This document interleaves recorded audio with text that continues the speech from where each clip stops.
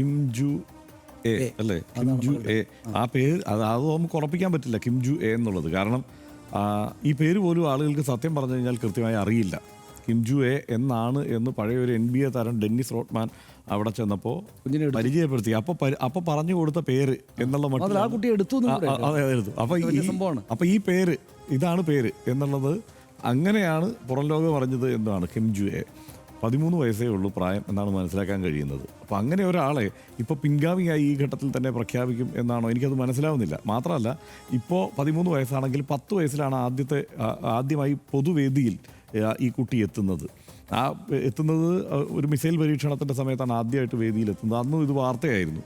എല്ലാ തവണയും കുട്ടി പ്രത്യക്ഷപ്പെട്ടാൽ അത് വാർത്തയാകും എന്നുള്ളൊരു പ്രത്യേകതയുണ്ട്. കാരണം ആകെ ഇവിടുന്നൊക്കെ അതൊക്കെയാണ് കിട്ടുന്നത് എന്നുള്ളത് കൊണ്ടാണ് ആ മട്ടിൽ വാർത്തയാവുന്നത്. പിന്നെ ഏറ്റവും വിചിത്രമായ കാര്യം, ഓരോ രാജ്യങ്ങളും ഓരോ പാർട്ടികളും പ്രത്യേകിച്ച് കമ്മ്യൂണിസ്റ്റ് പാർട്ടികൾ ഓരോന്നായാണ് കമ്മ്യൂണിസത്തെ വ്യാഖ്യാനിക്കുന്നതല്ലോ. അപ്പോൾ അവിടെയും വേറൊന്നായിട്ടാണ് വ്യാഖ്യാനിക്കപ്പെട്ടിരിക്കുന്നത്.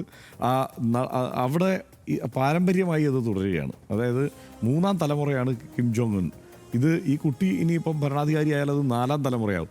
പക്ഷേ ഈ പറയുന്ന NIS-ന്റെ ഈ കണ്ടെത്തലുകളും കാര്യങ്ങളും ഒന്നും നമുക്ക് വിശ്വസിക്കാൻ പറ്റില്ല എന്നുള്ളതാണ് ഒരു പ്രധാനപ്പെട്ട കാര്യം. അതായത് ഇതുപോലെ അതായത് ഒരു ഉത്തര കൊറിയൻ ജനറൽ ഉണ്ടല്ലോ, റീ യോങ് ജിൽ, അദ്ദേഹത്തെ കൊന്നു എന്നുള്ള വാർത്ത എല്ലാ മാധ്യമങ്ങളും കൊടുത്തു. അതായത് ലോകത്തെ ഏറ്റവും പ്രധാനപ്പെട്ട മാധ്യമങ്ങളായി കൊടുക്കുന്നത്. നമുക്കത് വിശ്വസിക്കുകയല്ലാതെ നിവൃത്തിയില്ലല്ലോ ആ സമയത്ത്.